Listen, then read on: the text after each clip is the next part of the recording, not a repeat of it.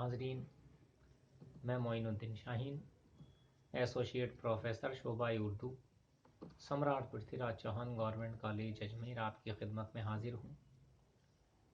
Be a part second کے پرچے second کے تحت مضمون نگاری کے ذیل میں ہم نے کل عناصر خمسہ کے سلسلے میں گفتگو کی تھی۔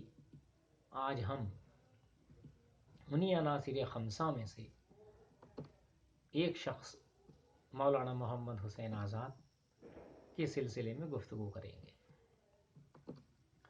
مولانا محمد حسین آزاد باحثیت شاعر، ادیب، انشائیہ نگار، مورخ، ناقد اپنی انفرادی پہچان رکھتے ہیں اور ایک ایسے مجاہد آزادی والد کے بیٹے تھے جنہوں نے ہندوستان کی جنگ آزادی کے لیے انگریزوں سے لوہا لیا، انگریزوں کے خلاف اپنے اخبار میں لکھا اور لہٰذا انگریزوں نے ان کو شہید کر دیا تھا۔ محمد حسین آزاد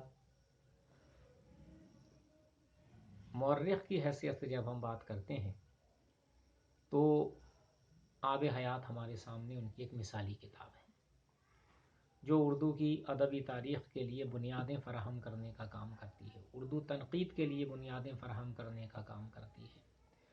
یہ تذکرہ و تاریخ کا ملا جلا روپ ہے، یعنی اس کا امتزاج ہے۔ انہوں نے جدید قسم کی شاعری بھی کی۔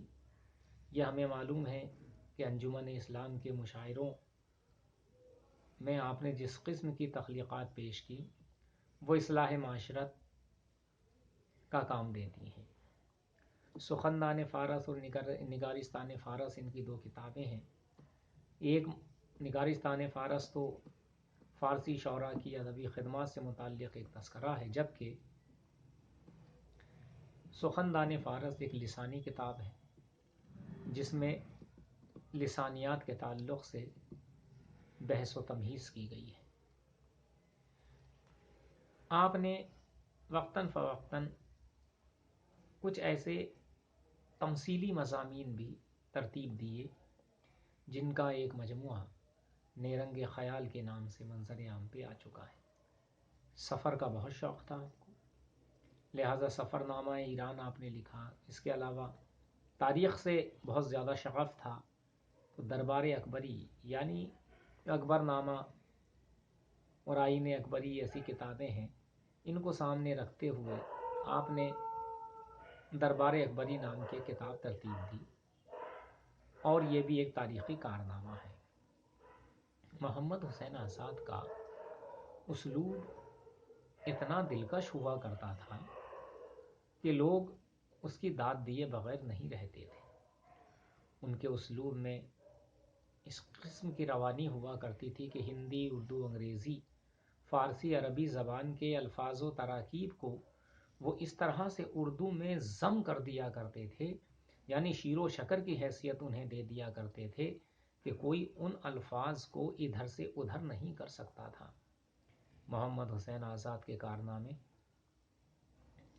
دنیا میں ہمیشہ قائم رہیں گے، کیونکہ انہوں نے جو خدمات انجام دی ہیں وہ کسی صلے یا ستائش کے لیے نہیں بلکہ خلوص دل سے انہوں نے وہ خدمات انجام دی ہیں۔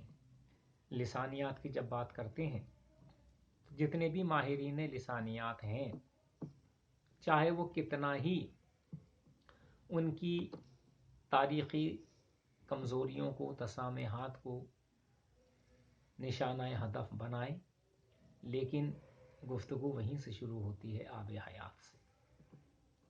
جدید قسم کے جو مشاعرے آپ نے شروع کیے تھے وہ موضوعاتی مشاعرے تھے۔ اب تک تو غزل کے مشاعرے تھے، لیکن مختلف موضوعات دے کر منظومات تخلیق کروانا، پھر ان کو پیش کرنا ایک نیا تجربہ تھا اور ان کا یہ تجربہ بڑی حد تک کامیاب رہا۔ تاریخی شعور تو اس لیے بھی تھا کہ آپ ہمیشہ سے تاریخی موضوعات پر قلم اٹھانا یا ان کی ترتیب و تنظیم یا مطالعہ و مشاہدہ اس انداز میں کیا کرتے تھے کہ آپ کے ذہن و دل پر تاریخی نقوش یا تاریخ نگاری کے نقوش ہمیشہ اپنا اثر دکھاتے رہتے تھے. اسی کے سبب آپ نے غیر معمولی تاریخی کارنامے انجام دیے.